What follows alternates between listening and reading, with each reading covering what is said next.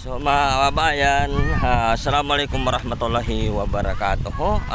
Good morning po sa atin lahat. So ngayon morning, so babalikan na naman natin dito sa Baseco Beach. Update tayo ngayon muli. So ito, ang daming ano na naman na naanod. Daming naman na water lilies. Lalim. Lalim ng tubig. Wala sa bahay. Sa bahay? Oo. So, dami naman naanod na no. Grabe kasi ang lakas ng alon pala. Shoutout to Mia. Oo. Dami naman. Kalilinis lang ito nung 20. Tapos ngayon nandito na naman. Grabe no. Dami na water lily na naman na naanod. Dito rin sa kabila, napakarami oh. Nung kalilinis lang ito, 'di ba? Nung pizza September 2020. So, ang dami na naglilinis dito tapos ngayon update natin ngayon mga kababayan kung nakikita niyo na lang na napakarami na naman kalat o mga water lily na naanod dahil sa nanggagaling ito sa Ilog Pasig. Grabe yan, napakalakas pa ng alon. So tingnan natin dito nila mga kababayan, napakalakas ng alon.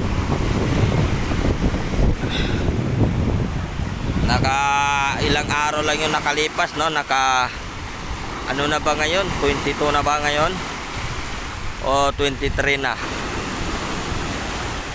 o 22 pa lang ngayon, 22. So ito lang po ang ating po naman makikita na napakalakas ng alon mga kababayan. Kung dito naman sa ibabaw mga kababayan nakikita natin na okay naman dito sa ibabaw nito, malinis naman. Dito sa ibabaw natatanggal. Kung nakikita niyo mga puti-puti dyan yan po yung naipon nung pizza 20 pinupuntahan dito ng karaniwan na taga Baseco at sana pinapalinis ni Yorme. Ngayon makikita natin ito yung update ko ngayon sa inyo mga kababayan na napakarami na naman na water lily na nandito. So yun nakikita nyo na ba water lily nandyan na. So grabe ang lakas pa ng ngayon, ang lakas pa ng alon. Kita nila mga kababayan, napakalakas ng alon na yun nagsinilang yun So ito yung mga dito naanon.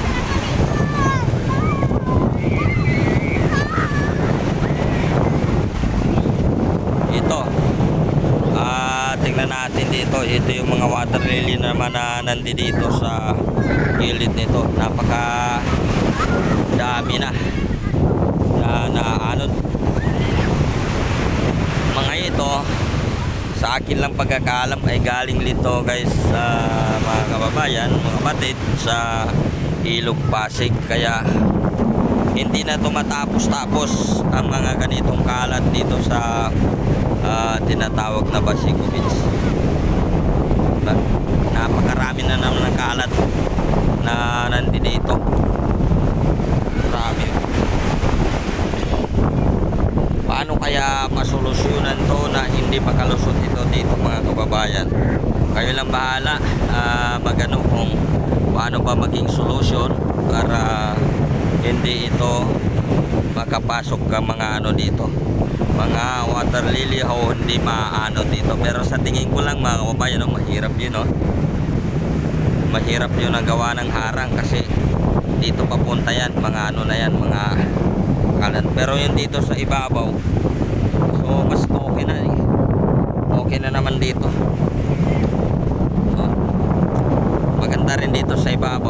ano na yan, bayan, no?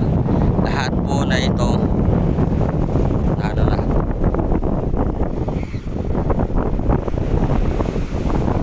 So pupuntahan natin dito yung mga nakasako-sako.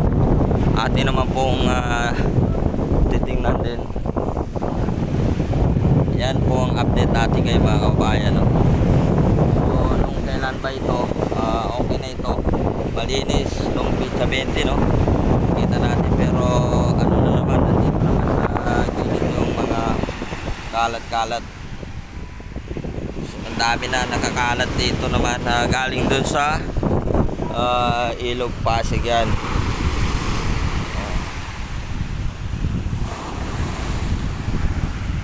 Yan, sinasabay nila yung mga naliligo. Bawal mo na, bawal mo na. So pupuntahan ko muna dito mga kabayan. Puntahan natin dito sa area dito. So dito, ang ganda na, malinis na ang ibabaw, pero yung dito sa baba ang maging makalat.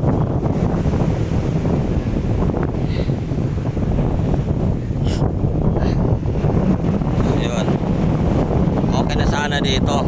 Ito po yung lahat po ng naipon, mga bayan, yung lililinis ito. Ito lahat po ng naipon dito. Pero hindi napipigilan dito yung pumapasok na ito mga water lily, no? Ito po yung mga babayan. Ito po ang mahirap kasi solusyonan na naanod na mga ito, na mga water lily na ito. So ayan, malinis na dito, okay na. Okay na dito.